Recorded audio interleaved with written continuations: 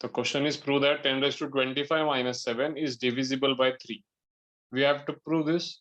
So my next question is, what is the divisibility test of 3? Yes, all you are answering correctly. Sum of the numbers is divisible by 3. Sum of the digits multiple of 3. Correct. What is divisibility test of 3? The sum of all the digits should be multiple of 3.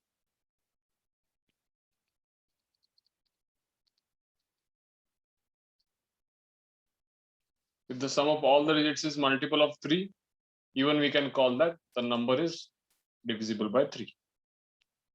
Getting it? But how to apply the same concept in this above question? How should we apply this? 10 raised to 25 minus 7 is divisible by 3. How can we apply this here?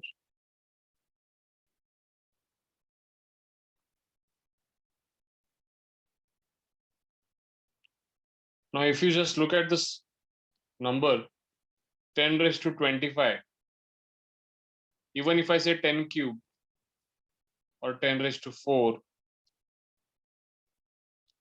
this would be equals to 1 and 3 zeros. This would be equal to 1 and 4 zeros. Yes? Do you agree? So 10 raised to 25 would be 1 and 25 zeros.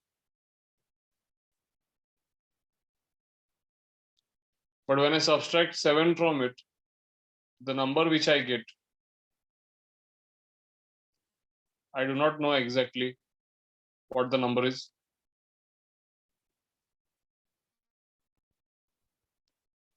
So one thing I would want to ask you here, you can at least try to split this 7 as -1 -6. Can we split this 7 as -1 -6? Please answer this. Can I write this 7 as -1 -6? We can. So if you notice one thing, 10 to the any power, 10 to the any power, if you subtract 1 from it, all the digits will get transformed to 9. Yes or no? You can see 10 square minus 1 is 99. 10 cube minus 1 is 999. So 10 to the power, any power, let us say nth power, minus 1 would be 999. How many times? N times. Is it? Yes or no? All of you. So that's why 10 raised to 25 minus 1 would be 999 25 times. Do you agree with this?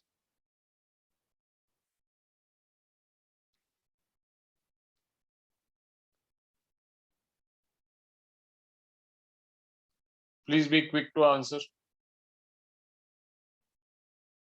Yes, do we agree? Yes, we agree. So the question is 10 raised to 25 minus 1 minus 6. Is it divisible by 3? The question was initially it was 10 raised to 25 minus 7 upon 3.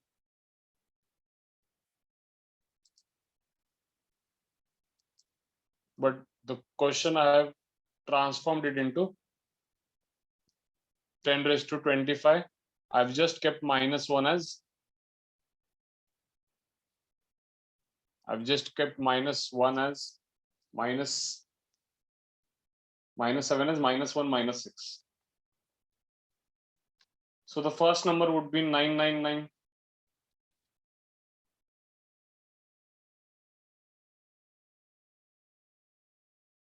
Before proceeding further, please you all tell me,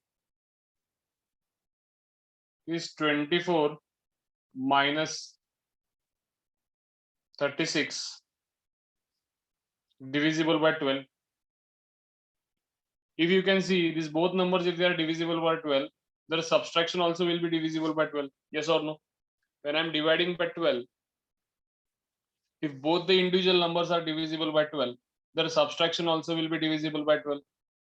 Do you all agree with this? If both the individual number, let us not carry out the subtraction. I am not intending to find out the subtraction. I am just asking you to check whether a total number it is divisible by 12. If the individual numbers are also divisible by 12, their subtraction, their addition, in both the cases, they also would be divisible by 12. Yes or no? Because if it is dividing individually, it will divide the whole number as well, irrespective of whether it is a subtraction or addition. 14 plus 21 divided by 7. Now you can see 14 is divisible by 7, 21 is also divisible by 7. So it's quite obvious that their addition also would be divisible by 7. Even their subtraction would be divisible by 7. Do you agree with this, all of you? So my simple question is, the first bracket 999 up to as many times, will this number be divisible by 3? 6 is for sure divisible by 3. But if this number is divisible by 3, then the total number, that is 10 raised to 25 minus 7, will also be divisible by 3. 999 as many times, you can always check. 99, if you add as many times, whatever the addition is, every time it will be divisible by 3, because individually 9 is always divisible by 3. So तुम्ही 9 ला किती वेळेला पण add करा, it will be divisible by 3. Getting my point? Are you getting my point, what I'm trying to say? All of you?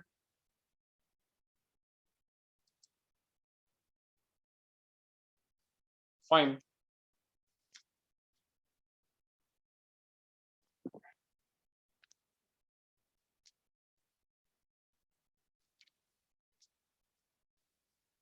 So I guess you have understood this question. The one major thing what we did was, we divided 7 as 1 and 6, minus 7 as minus 1 minus 6. And that minus 1 helped us in what way? In understanding the example in this way.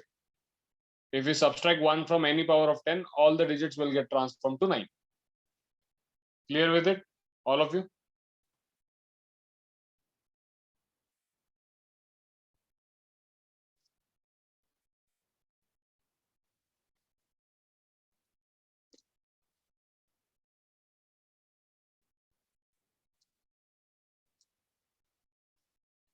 Fine. Shall we proceed further to the next question?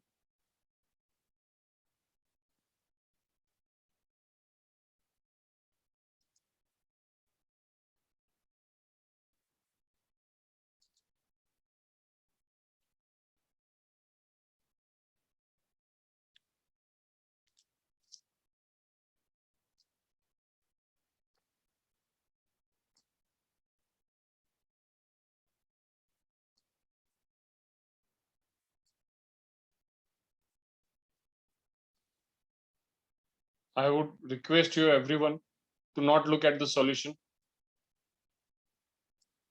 Even I have tried to hide the solution on the screen. Let us read the question. If the number is divisible by 99 and the order pair digits of AB is, they say that the total number, this number, is divisible by 99. Let me write that number.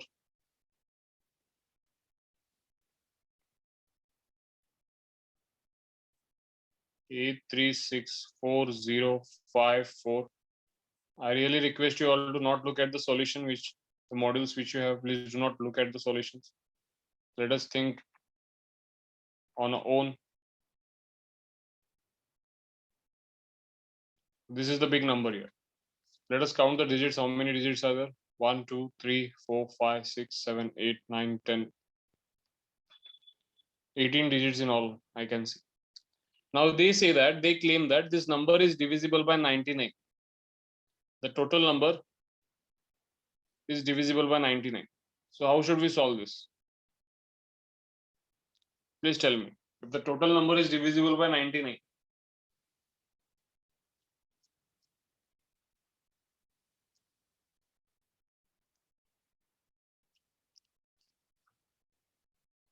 Please tell me. 99 is nothing but 11 into 9. Do you all agree with me?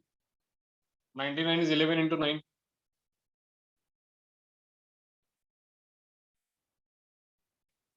So if the number is divisible by 99, it should also be divisible by 11 and 9 at the same time.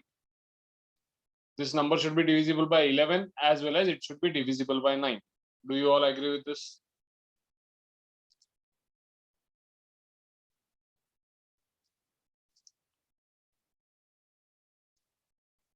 Please keep interacting. Aditya, Apurna, Kushi.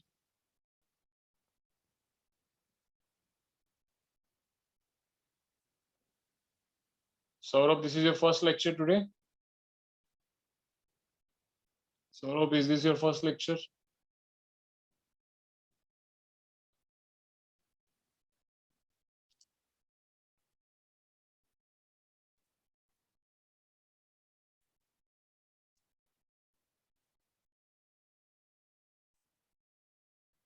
Yes, Saurabh.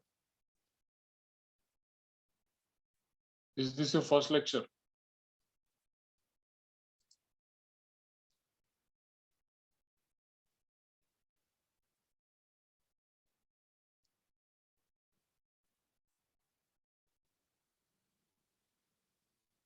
You can just answer me in the chat box. You can find the chat box on the screen and you can keep interacting through the chat box. Okay. If you find any difficulty in understanding, you can just raise the question in the chat box. Anyways, getting back to my question, if this number is divisible by 99, it should be divisible by 11 as well as it should be divisible by 9. Now we know the divisibility test of 9. What is the divisibility test of 9? The sum of all digits should be divisible by 9. Yes or no?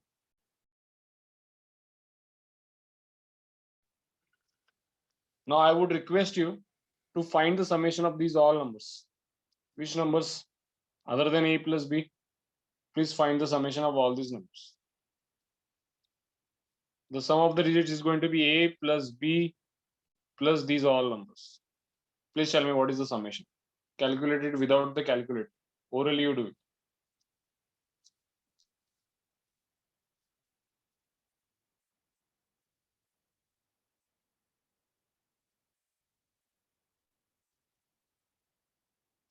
Be quick. Let us see how fast is the calculation.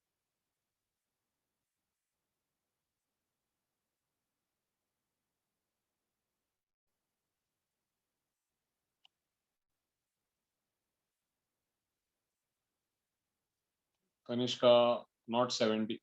Srushti, not 61. Kushi, 71. Correct. Parusha, correct. Yes. Sania, Devdat, Arya. Yeah. Anyway, a plus b plus 71. 71 is the addition. Now this should be divisible by 9. This number should be divisible by 9. So can I say that a plus b can be 1, a plus b can be 10.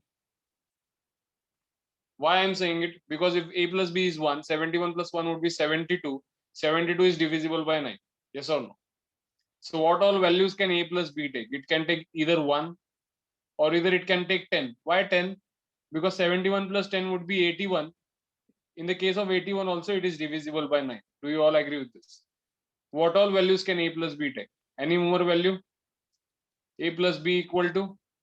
Can it take the value 19? A plus b 19. For 19, what would be the addition? And see if it is divisible by 9.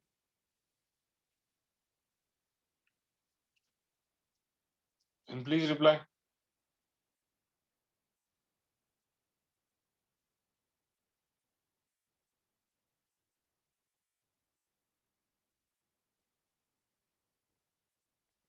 If a plus b takes the value 19, yeah, the addition would be 90. Shreyas, why are you saying no?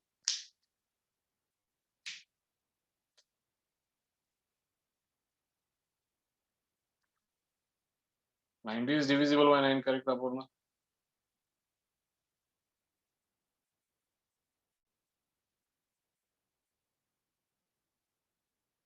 But students, one thing you need to notice here,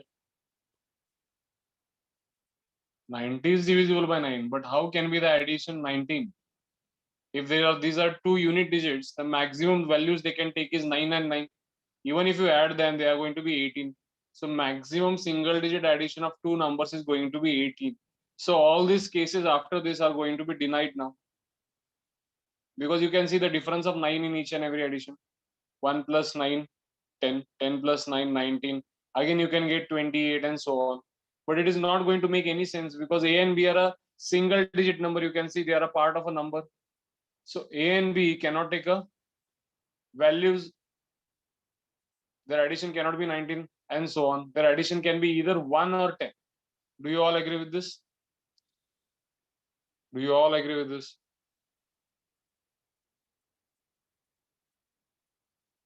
So we'll just eliminate the next possibilities. What are the only two possibilities can A plus B have? Either it can be 1 or it can be 10. And in this case, the ordered pair can be 1, 0 or 0, 1. In this case, there can be many. 1, 9, 2, 8. So let us not list out everything. Let us also look at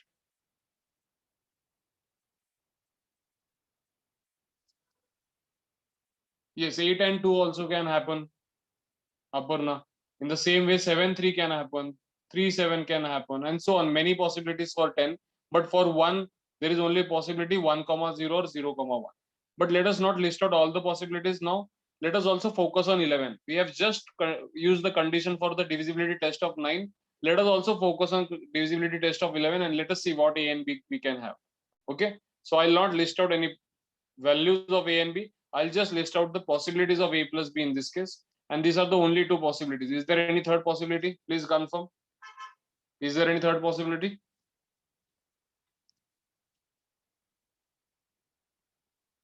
No, there is no third possibility.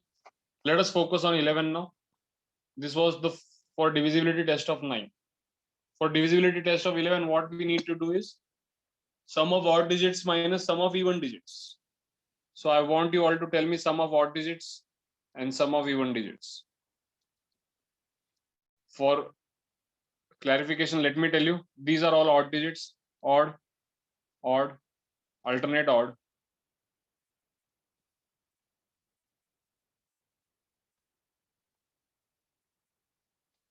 And the second place, fourth place, these are all even digits. So please tell me the sum of odd digits and the sum of even digits. Let me see how fast are your calculations.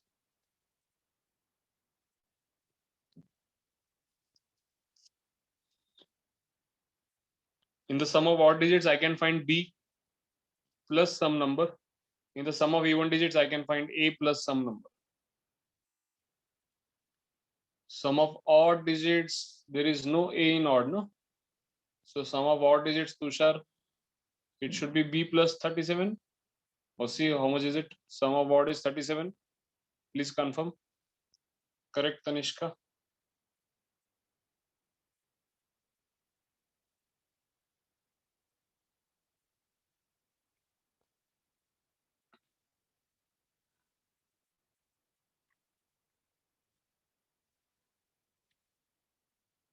Sum of even is how much? Is it 34? Yes, we have to add this. So you might not be present in the divisibility test of 11, but for now, just add these odd digits and even digits.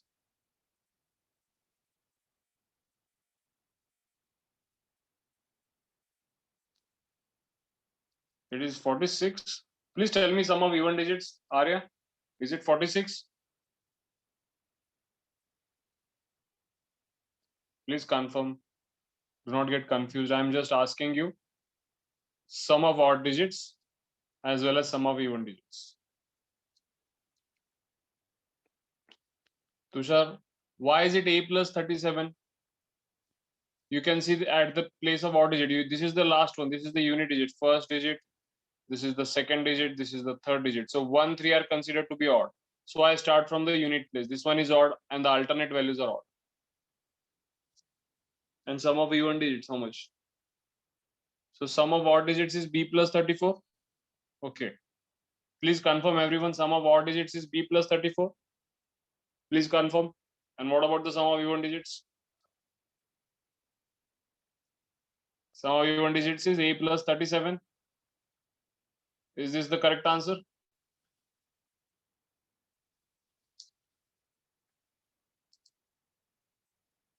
Parth, even you have to reply. Srivardhan, Vardhan.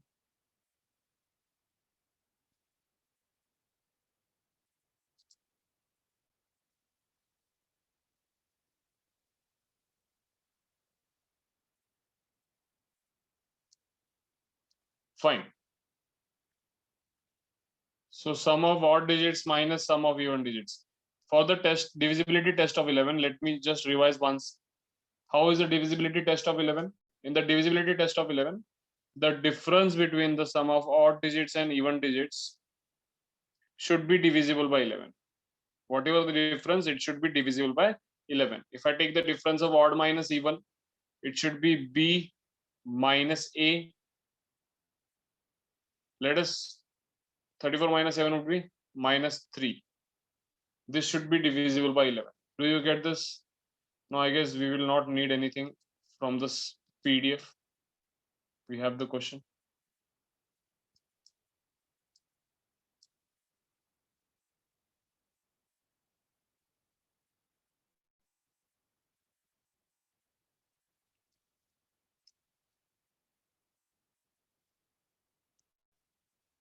I'll write it once again here. Sum of odd digits is b plus 34.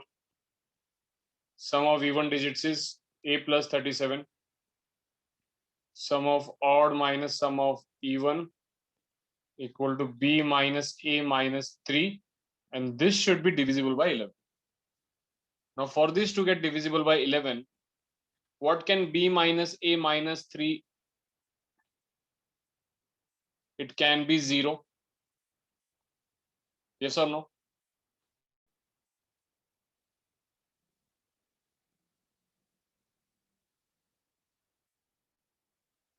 It can be 11.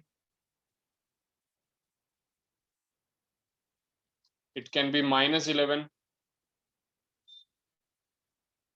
For this number to be divisible by 11, what can the values it take? Which values can it take? B minus a minus 3 can be 0. B minus a minus 3 can be 11. It can be minus 11. Should we go for 22? Should we go for 22 plus 22 and minus 22? Should we consider these possibilities? Can the subtraction of two numbers be 25? If I put minus 3 on the other side, b minus a would be 25 or minus 19.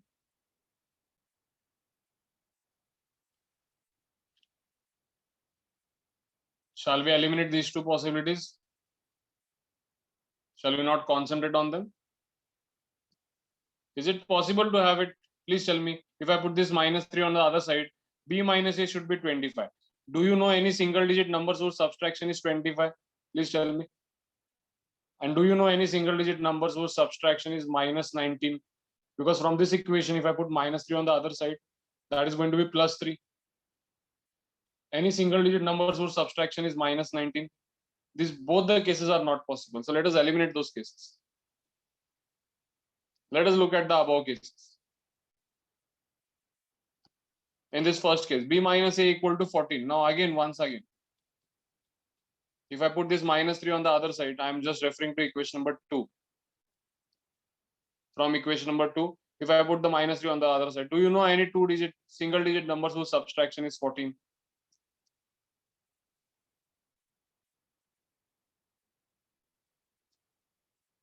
Please tell me.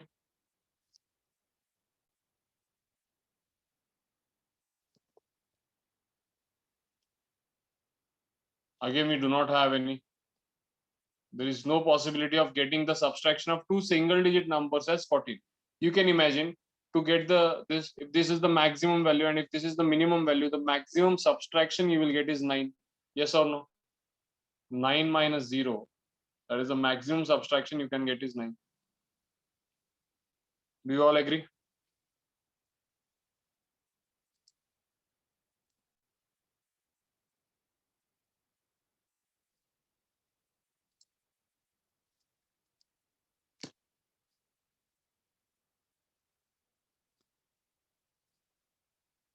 So again, shall we eliminate the second possibility as well? Shall we eliminate the second possibility? Let us focus on the first and third. Again, let me look at the third one. B minus A equal to minus 8 it will be. Because if you put minus 3 on the other side, it would be minus 8. Can this happen?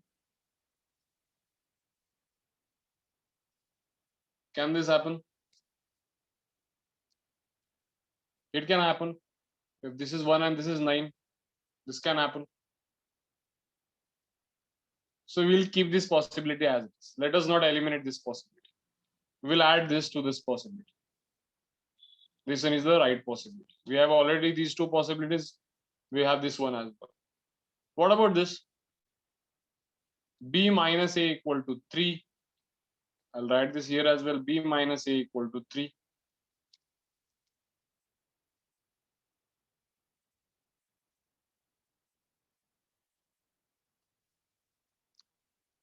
Can we consider this as an possibility?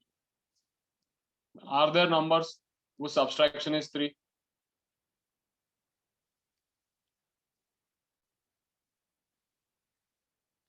Yes, there are few numbers whose subtraction is 3. It is 9, 6, 8, 5, 7, 4, 5, 2, 4, 1, 3, 0. There can be many. So let us consider this.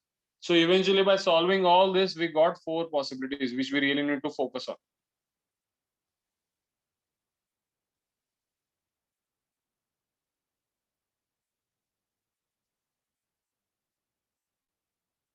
So these are the 4 possibilities. Got this, all of you?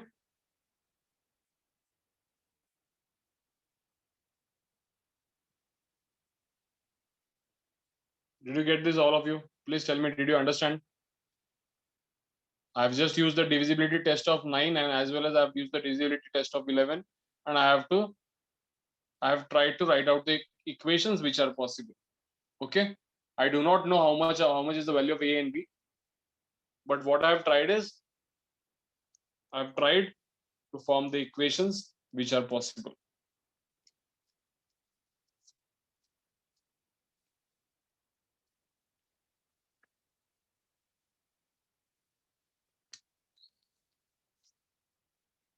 Now the next step what you have to do is solve one equation from this and one equation from this. Let us solve this first equation and this first equation.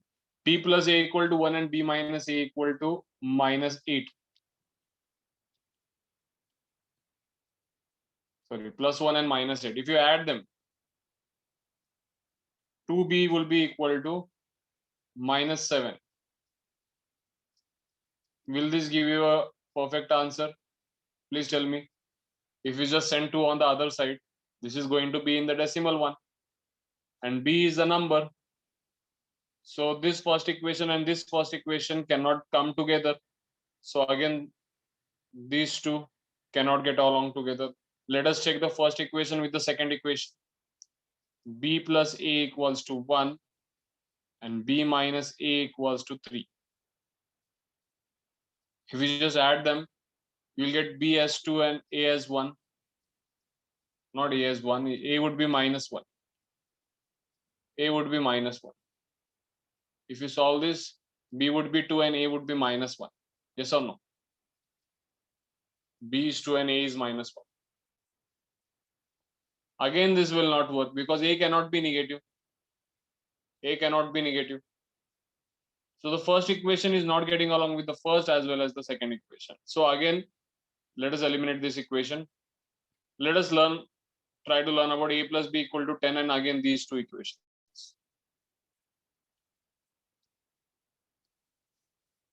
Yes, please tell me. B plus A equal to 10 and B minus A equals to 3.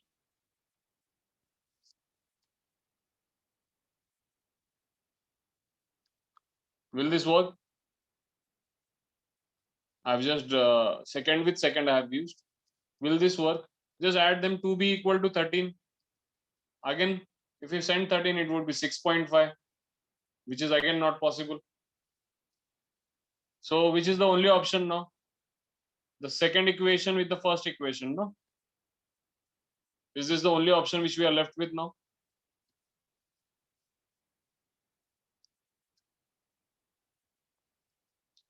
So B plus A has 10 and B minus A has minus 8. Please add them. 2B would be equal to 2, B would be equal to 1. If you put B as 1, you will get A as 9. This is the only ordered pair which, if used, it would be divisible by 11 as well as 9. That is, it would be divisible by 19. Do you get this? Because you can see it can satisfy the second condition from the divisibility test of 9 and the first condition from the divisibility test of 11. So what are the values of A? It is 9 and 1. Let us verify it. Did they get the same answers? Yes, they have got the answer as 9 and 1. Now you can see in how many steps they have done this.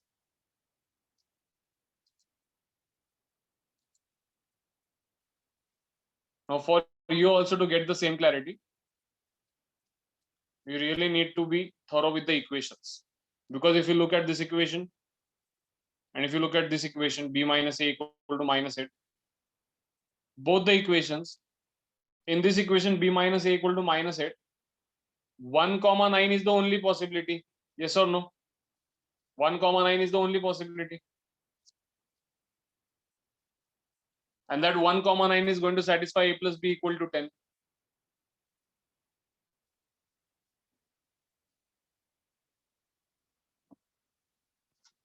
B minus A equal to minus 8. Isn't 1 comma 9 the only possibility? Please tell me. And that will satisfy this equation as well.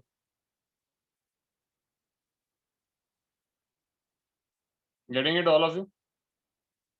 So anyway, are you thorough with the divisibility test of 9 and 11? And did you understand this question, this example? All of you? Did you understand this?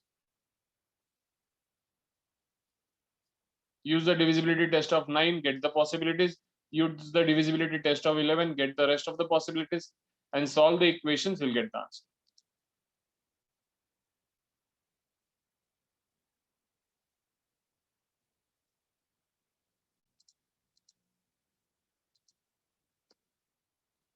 So this type of questions, you can find this here.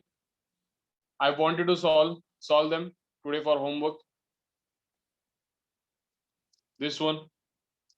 Please do not refer at the solutions and just note down the examples which I am asking you to solve for the homework. I want you to solve example number 13. You need to see whether the number, you have to find the ordered pair P and Q for which the number is divisible by 44. 44 means 11 and 4. I will give you this hint and I want you to solve. Okay. Please check out all the possibilities and tell me the answer in the next session. Example number 13.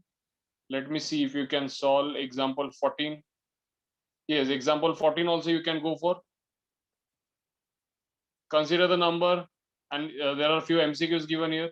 The number should be divisible by 9. For what you have learned about divisibility test of 9, their addition should be there. What should be their addition?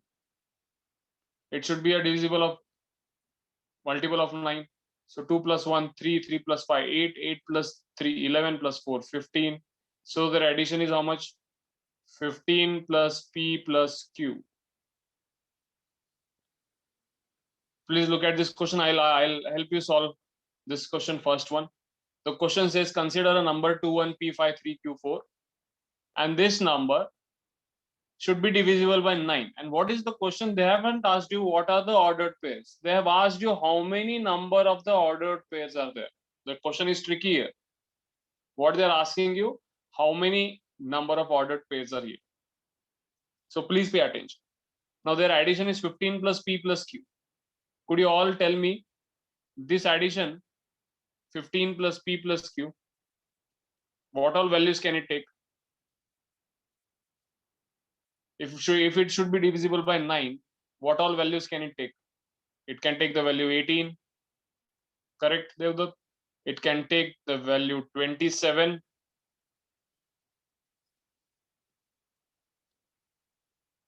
From this equation, you get P plus Q as 3.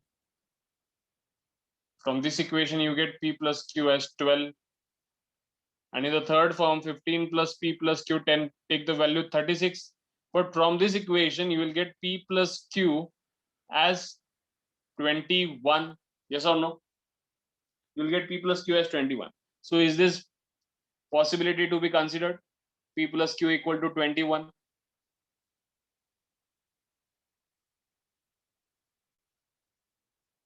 So this cannot be considered.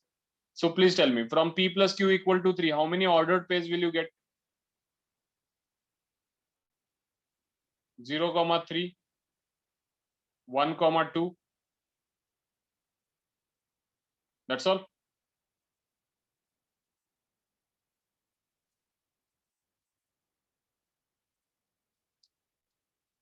And in this P plus Q equal to 12, you need to start from 3, 9, 4, 8, 5, 7, 6, 6.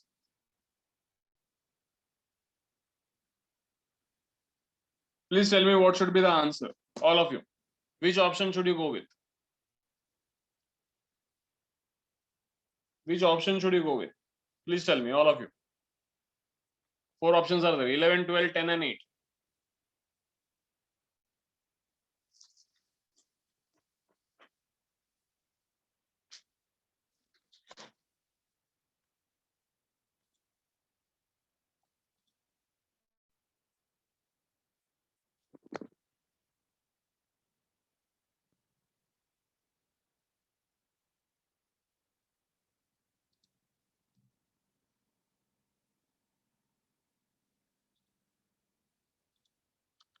Yes, option B, A, C, D, which one?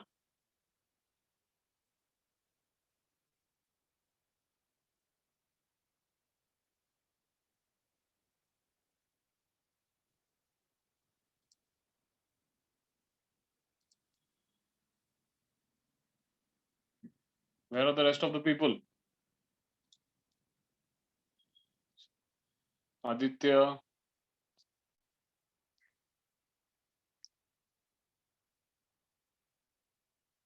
Sania, Saurabh, what should be the answer? Shreyas, Srivardhan, Siddhant. Siddhant, you have joined late today, I can see.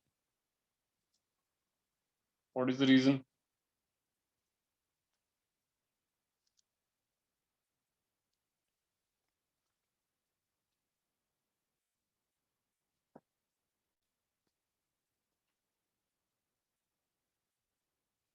See, the answer should be option A, not option B. Why? I'll tell you. If 0, 3 is possible, 3, 0 is possible.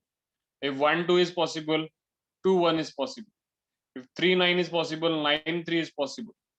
4, 8 is possible, 8, 4 is also possible. If 5, 7 is possible, 7, 5. But for 6, 6, you do not have the reflected pair, no? For 6, 6, you have to use only 1. So how many are possible? 1, 2, 3, 4, 5, 6, 7, 8, 9, 10. And this is the 11th. So how many ordered pairs are possible? 0, 3, 3, 0, 1, 2, 2, 1, 3, 9, 9, 3, 4, 8, 8, 4, 5, 7, 7, 5, and 6, 6. For 6, 6, there is no point in again reflecting them because it is not going to make sense. It is going to be same as it is. So how many pairs are possible here? There are only 11 pairs possible. Did you get this, all of you?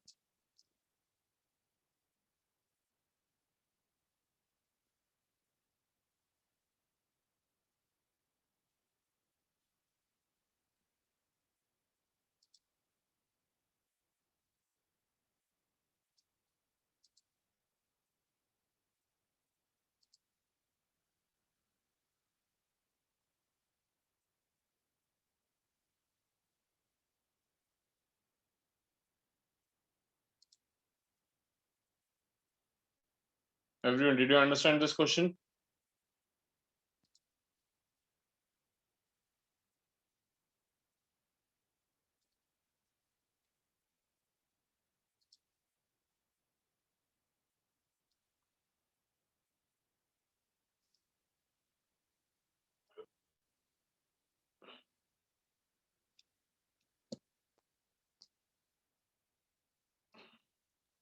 Please look at the next point.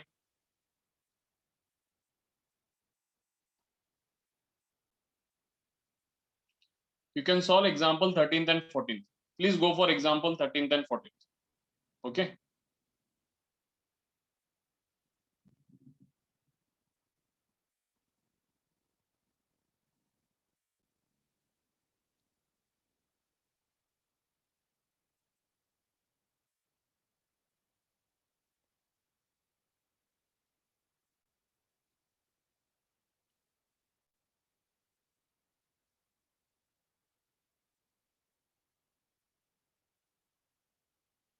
And you can consider solving these three questions as well. They have given a number here. And again, they have asked you the different possible values of Q, P, and Q. And find the number of possible ordered pairs. So you can solve them as well. Okay. 13, 14, and these three. Got it? All of you? 13, 14, and these three questions. Now let us quickly revise what is the remainder theorem and what is the factor theorem. You have learned this in your school. Simple points these are: remainder theorem and the factor theorem. How many of you remember this? Remainder theorem, factor theorem.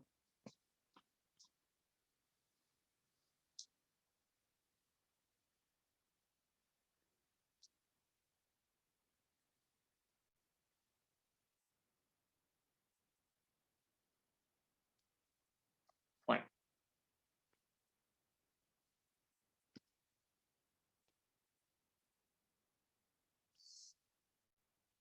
Now please pay attention. I would want to discuss something which is not specified in this book.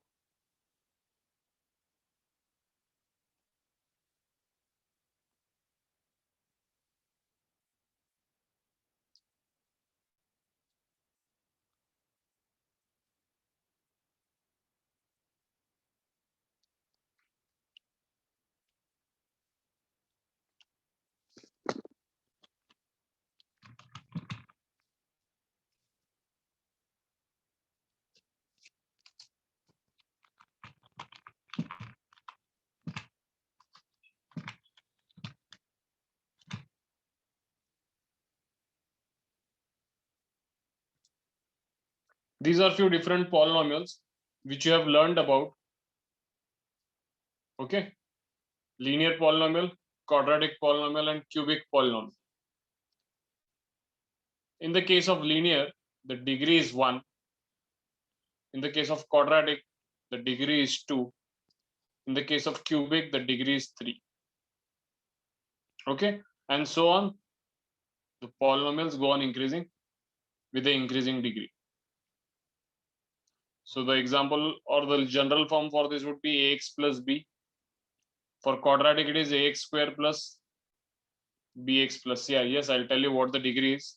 Please pay attention.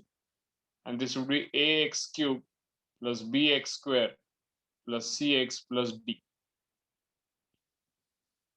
Degree is nothing but the highest power of the variable in the equation. If you look at this first equation, the only variable here is x and the power of x is 1. So if the power is 1, we call it as a polynomial of degree 1. Okay. In the case of quadratic, why do we call it as degree 2 polynomial? Because the highest power in the polynomial is 2. And in the case of cubic, why do we call it as degree 3? Because if you can see, there are 4 terms of x here. And the fourth one you cannot see, that is x raised to 0. But in all the 4 cases, the power here is 0, the power here is 1, the power here is 2, and the power here is 3. So what does this mean? Which is the highest power here? Please tell me, all of you. What is the highest power in the cubic one? What is the highest power? The highest power in the cubic polynomial is 3.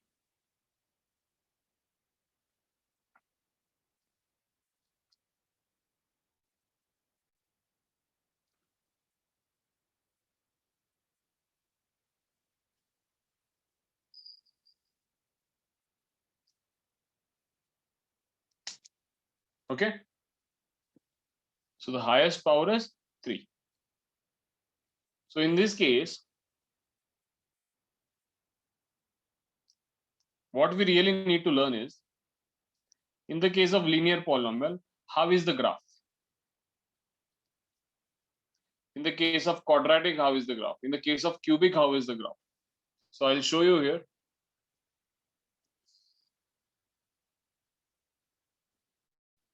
This is on the graph of linear polynomial. Why do we call it as linear polynomial? Or in the general form, I call it this as ax plus b. If you can see, you can notice that the first 4 letters represent a line. So this polynomial or this kind of equation where the degree is 1, it is called as a linear polynomial. When the degree is 1, it is called as a linear polynomial. When the degree is 2, it is called the quadratic. But basically, how is the graph of a linear polynomial? It is a straight line. How is the graph of linear polynomial? It is a straight line. Please, can you tell me the straight line will intersect x-axis at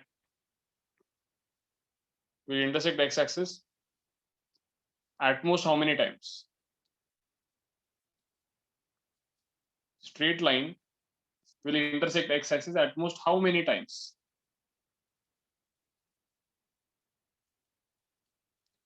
I agree that it can be also parallel to x-axis, but what I'm asking is, at most I am saying, I'm not saying that definitely it will intersect, but at most it can intersect only one time. And that is nothing but the degree of that polynomial.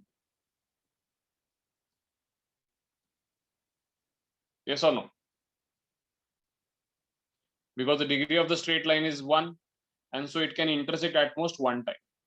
In the same way, if you apply the same logic, quadratic polynomial again will at most intersect the x-axis at how many times? At most how many times? The answer should be 2 times. The answer should be 2 times. Do you get this? And the cubic polynomial, it will intersect how many times? What about the cubic polynomial? The answer should be 3 times. Now, if you just try to verify this, whatever answers I am giving, if you just ask me the question why, sir, why is it so it will intersect 2 times, or why is it so it will intersect 3 times? For this, you can just consider some quadratic equation. Can I consider this quadratic equation y equals to x square? All of you? Isn't this a quadratic equation? Isn't the highest degree of the polynomial 2 on the right side?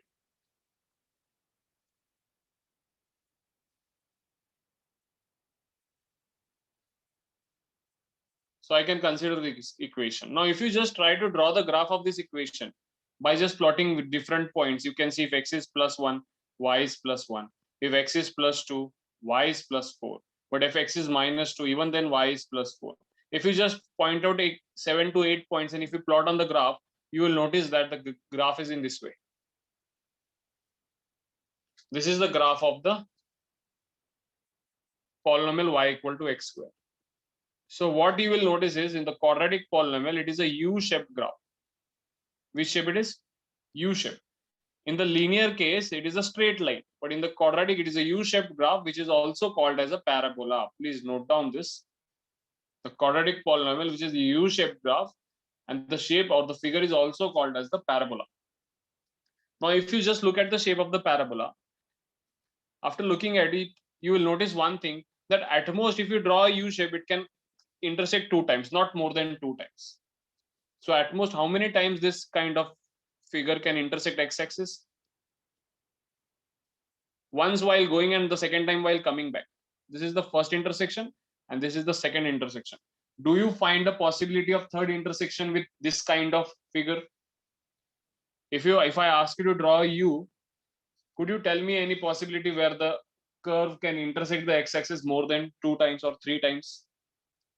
Sometimes what can happen, it might not intersect, so intersection would be 0. Sometimes it will only touch and go back, so the intersection would be 1, but sometimes it can be 2. So that's what I'm just specifying my question as at most.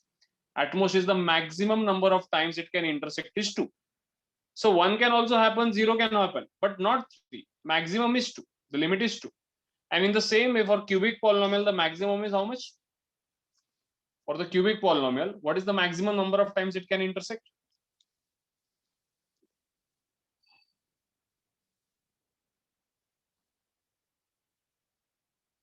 Yes, it can maximum intersect 3 times. So that's why in the case of quadratic polynomial, you get 2 factors. Okay. Like for example, let me say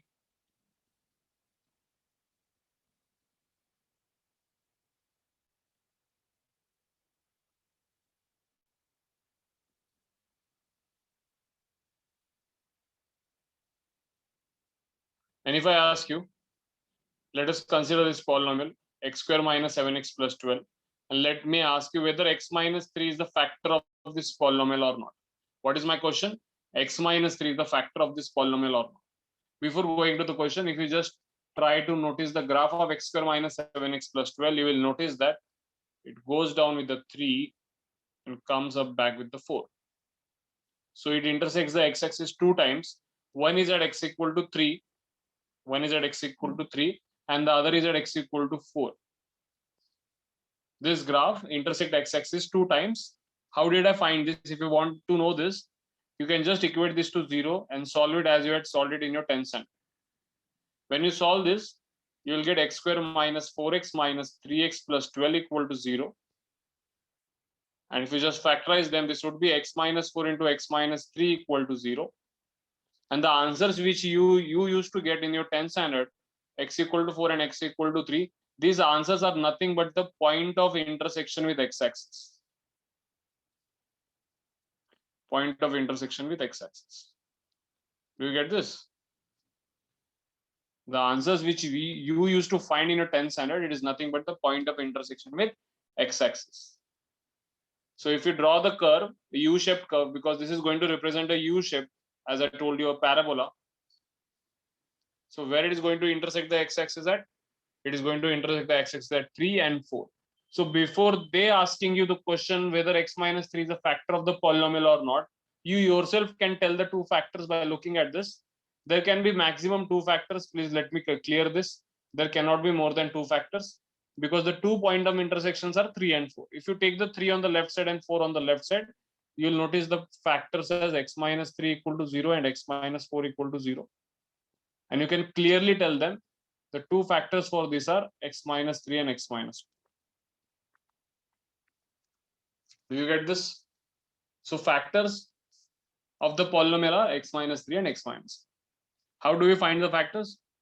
We check the point of intersection and transfer the value on the left side. The polynomial which you get here is the factor of the given polynomial.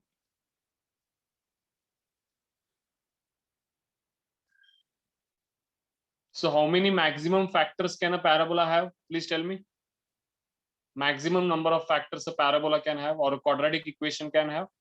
It can have maximum 2 factors. Why 2 factors? Because factors are dependent upon the point of intersection. If the point of intersection with x-axis is 2, the factors also will be 2. If it is 1, the factor would be 1. If it does not intersect with x-axis, the factor would be 0. There might be no factor. For example, you can try finding the factors of x square plus 4. Please tell me what are the factors of x square plus 4? You will not get any factors for x square plus 4. It cannot be factorized. Why it cannot be factorized? Because just I told you, what are factors? Factors you will get only when you get the point of intersection with x-axis. And this kind of parabola, where the equation is x square plus 4. This is a parabola which does not intersect with x-axis. If this is your x-axis, it does not intersect with x-axis. It goes above x-axis. So this equation, as it does not intersect with x-axis, so the number of intersection are 0. So how many factors would be there? The factors would be 0. Now do you get the logic behind how do we check whether the factors? I'll come back to your remainder theorem and factor theorem. I'll come back to it.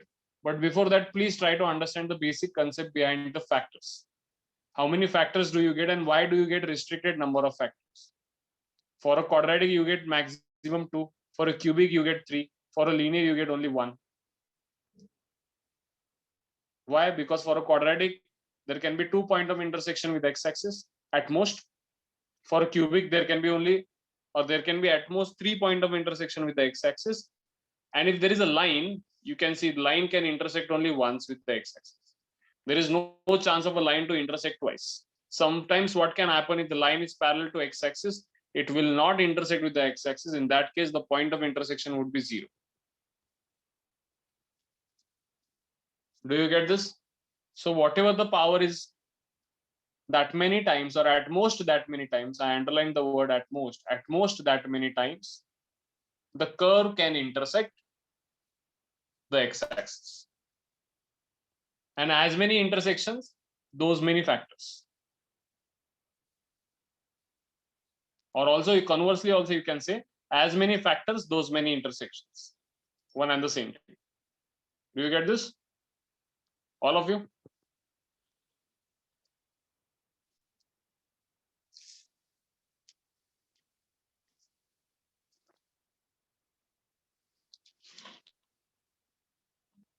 I'll discuss more about polynomials in the next session. Okay.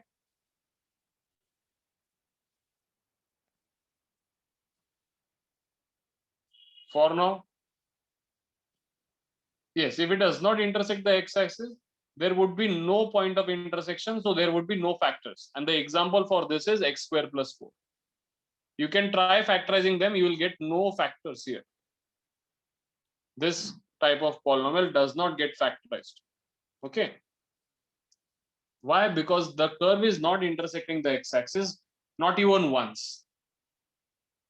So in that case, there would be no factors. If in question they ask you whether x minus 7 or x minus 8 is a factor of x square plus 4, looking at this polynomial, you can directly tell that there are no factors. How to tell this? Because you have learned this in your 10th standard. You find the value of b square minus 4ac. If it is less than 0, you used to say no factors. Yes or no? And you can just check the delta of this, that is b square minus 4ac. For any polynomial, quadratic polynomial, you can check its delta, that is b square minus 4ac. And if that is less than 0, you can directly conclude that that parabola is not touching x-axis, and so it has got no point of intersection with the x-axis, so it has got no factors. Do you get this? Because factors are strongly dependent upon the point of intersection with x-axis. If your curve itself is not intersecting the x-axis, how would you get the factors? So in that case, there would be no factors. And the curves which do not intersect with x-axis, the quadratic polynomials which do not intersect with x-axis, those kind of polynomials have b square minus 4ac less than 0. Okay. So the curves which do not intersect x-axis, the equations of those curves, if you just find the value of b square minus 4ac of that quadratic, you will get it as less than 0. I'll discuss it in a deep in tomorrow's session. Not tomorrow, I guess tomorrow you have the holiday, on the Monday session. Okay.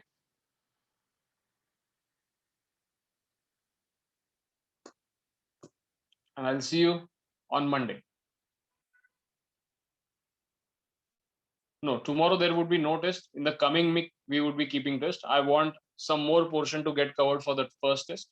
So on the coming Sunday, we will have a test. Okay.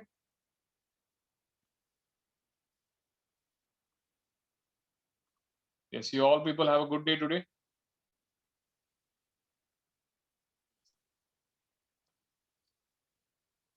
Chalo, bye bye.